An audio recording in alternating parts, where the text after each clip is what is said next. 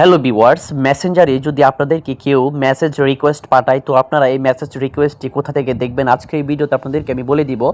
এবং আপনাদের কোনো ফ্রেন্ড যদি আপনার কোনো ফ্রেন্ড না হয়ে থাকে এবং সে যদি আপনাদেরকে মেসেঞ্জারে মেসেজ রিকোয়েস্ট পাঠায়, এই মেসেজটি কীভাবে আপনারা অ্যাকসেপ্ট করবেন এবং এই মেসেজটি কীভাবে দেখবেন এবং রিপ্লে করবেন আজকের এই ভিডিওতে আপনাদেরকে পুরোপুরি দেখিয়ে দেবো। তো বেশি কথা না বলে চলুন আপনাদেরকে এই সেটিংটি দেখিয়ে দিই। সো ভিউয়ার্স, আপনাদেরকে মেসেঞ্জারে কেউ যদি মেসেজ রিকোয়েস্ট পাঠায় এটা দেখতে হলে প্রথমে আপনাদেরকে কী করতে হবে। প্রথমে এখানে দেখেন একটি অপশন আছে 3 ডট মেনু, এই 3 ডট মেনুতে জাস্ট ক্লিক করতে হবে। তো এখানে ক্লিক করার পরে আপনারা কিন্তু এখানে দেখতে পাবেন একটি অপশন মেসেজ রিকোয়েস্ট। তো আপনারা এই মেসেজ রিকোয়েস্ট অপশনে ক্লিক করবেন। তো এই মেসেজ রিকোয়েস্ট অপশনে ক্লিক করলে এখানে দেখেন একটি অপশন পাবেন, you may now open a chat for more info on who sent it, they want know you have seen their message until you reply, choose who can message you.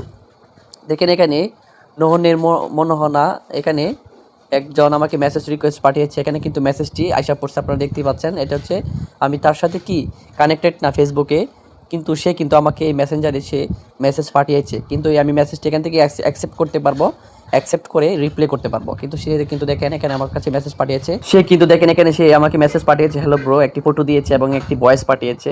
কিন্তু এখান থেকে কিন্তু আমি সবগুলো দেখতে পাবো এবং ভয়েসও শুনতে পারবো, কিন্তু কোনো রিপ্লে দিতে পারবো না যতক্ষণ পর্যন্ত আমি এটি অ্যাকসেপ্ট না করবো মেসেজটি।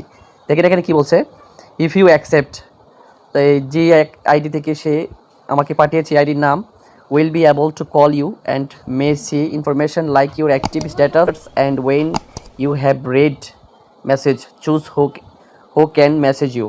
মানে এখান থেকে আমাকে বলতেছে এই মেসেজটি অ্যাকসেপ্ট করার জন্য এবং এটা রিপ্লাই দেওয়ার জন্য।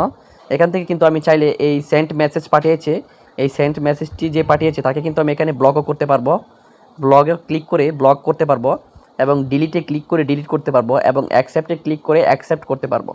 তো এখানে তিনটা অপশন আছে, আপনারা তিনটার মধ্যে আপনারা যেই অপশনটি আপনারা চান এই অপশনটির মধ্যে ক্লিক করে আপনারা এটি ব্লক করতে পারবেন, ডিলিট করতে পারবেন অথবা অ্যাকসেপ্ট করতে পারবেন। তো আপনাদেরকে আমি আজকে দেখাবো যে অ্যাকসেপ্ট কীভাবে করে।